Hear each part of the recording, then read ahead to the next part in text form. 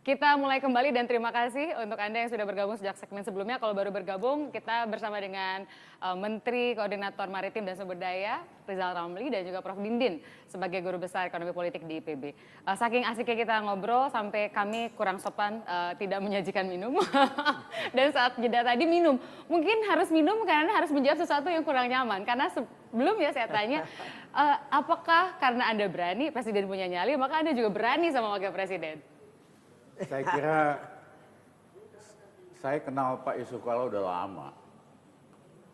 Saya hormati beliau sebagai wakil presiden. Tapi di luar itu berfungsilah sebagai wakil presiden yang bagus. Wakil presiden di luar negeri tugasnya hanya berhubungan dengan DPR, menggantikan presiden kalau lagi nggak ada.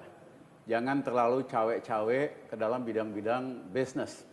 Itu nggak lucu, ya. Kita mau revolusi mental harus dibedakan antara jadi pejabat dan jadi pengusaha, ya. Kita harus mulai, kalau mau jadi pejabat silahkan jadi pejabat, kalau mau jadi pengusaha silahkan jadi pengusaha, kita bantu, tetapi jangan gabungkan dua-duanya. Dan itu nyesel yang Anda kan lihat. Nanya? Tina kan nyesel nanya. Enggak nanya. Enggak nyesel maksudnya. Dan itu yang Anda lihat dari Wakil Presiden bahwa seperti lebih banyak berperan sebagai pengusahanya dibanding jadi pejabatnya. Ya saya kira publik udah tahu lah ya apa saja gitu. Menurut saya beliau kalau betul-betul fokus di dalam kemanusiaan, betul-betul fokus di dalam conflict resolution, Pak JK jago urusan gitu. Beliau bisa jadi pemenang Nobel pertama di Indonesia dalam bidang perdamaian. Tapi kalau masih, ya kan, pola bisnis sama pengusaha, penguasa, menurut saya nggak bagus lah buat contoh bagi yang lain. Gara-gara Anda memberikan komentar yang lugas, kalaupun tidak kita sebut sebagai kritik kepada Wakil Presiden selama ini, lalu orang berspekulasi, jangan-jangan Anda ini diajak masuk sama Presiden Jokowi untuk dipinjam tangan dan mulutnya untuk nyindir Wakil Presiden? Tina, siapa yang bisa pinjam mulut sama tangannya Rizal Ramli dari dulu? Soeharto aja kagak bisa gitu lah. Ya, esensinya, visinya yang penting.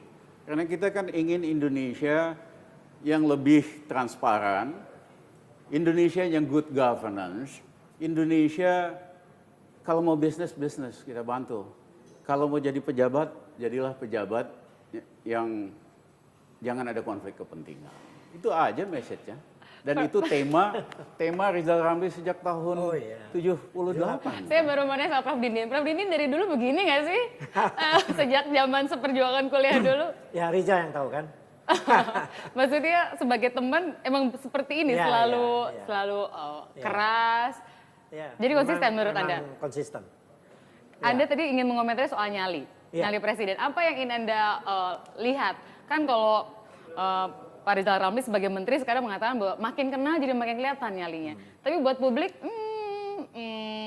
bisa iya bisa enggak. Nah, Anda sebagai akademisi? Iya, jadi saya mau komentar juga soal nyali Bung Rizal ya. Saya kira untuk yang disebut Pak Menteri tadi, saya setuju tentang nyali-nyali yang sudah mulai kelihatan gitu. Tapi ada nyali-nyali lain yang belum jalan. Yang paling krusial adalah bagaimana white paper di Bappenas itu dihentikan. Keterikatan kita dengan IMF itu belum ada nyali di situ.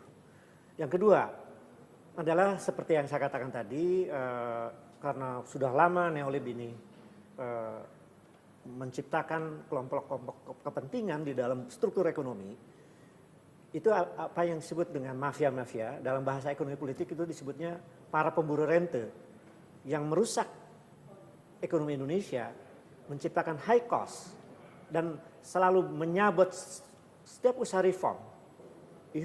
Itu harus ada nyali yang putus takutnya. Kita kasih kesempatan buat komentar dulu ya. Setidaknya dalam dua hal yang krusial banget nih untuk menciptakan fondasi di kita itu dianggap belum bernyali malah. Kalau itu bisa nyalinya dua hal itu, bisa nilainya 8 nanti. Ayo Pak Menteri supaya nilai dari 6 naik 8. Nyali yang 2 itu gimana? Jadi kalau ingat sejarah kami satu-satunya ekonom dalam dan luar negeri yang meramalkan ada krisis ekonomi 97 dan 98 sejak 2 tahun sebelumnya dalam report sekedar 200 halaman.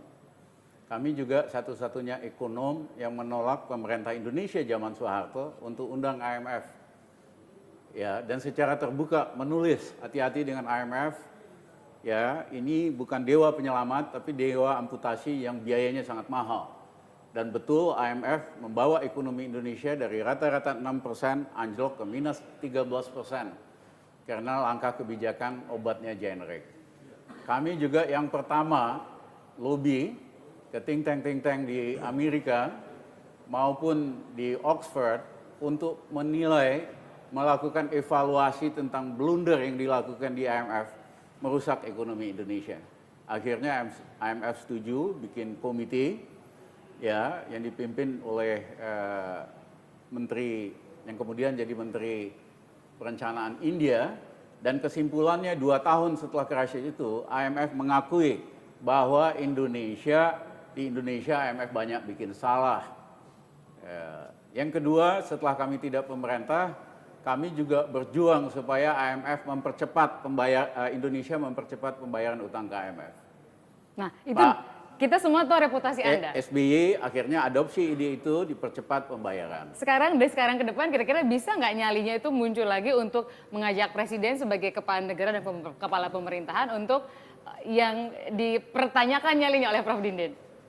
Kalau lihat pidato Presiden Jokowi di konferensi Asia Afrika, saya belum jadi pejabat waktu itu, dia melakukan kritik yang lumayan terhadap kehadiran lembaga multilateral, Bank Dunia maupun IMF. Kalau hanya ngirim paper, siapapun berhak ngirim paper. Tapi kita baca apa enggak? Kalau saya sih nggak pernah baca papernya IMF gitu. Anda nggak pernah baca? Pernah baca, nggak bagus-bagus amat. Jadi dalam berapa lama kita akan melihat nyali itu akan muncul? Iya. Yang kedua, supaya nilainya 8, ya kan? Bener nggak Prof? Supaya nilainya 8. Pak Didin betul bahwa pengaruh ekonomi neoliberal itu masih kuat di sektor-sektor ekonomi lah. Takut kalau bernegosiasi dengan fair dengan lembaga-lembaga multilateral ini. Saya setuju, kita sudah 70 tahun merdeka, tapi masih banyak ya yang bermental inlander, seolah-olah kita bukan negara berdaulat. Ya, bahwa kita terima input nasihat dari seluruh dunia nggak ada masalah. Ya. Tapi kita punya kemampuan mana yang harus kita perjuangkan untuk membela rakyat dan bangsa kita, termasuk di dalam sumber daya alam mineral tadi. Baik, kita masih punya satu segmen lagi dengan Pak Menteri Rizal Ramli dan juga Prof. Dindin. Kami segera kembali dengan Anda. Jadi kalau nilainya pengen kalau 8. dulu nggak pernah panggil.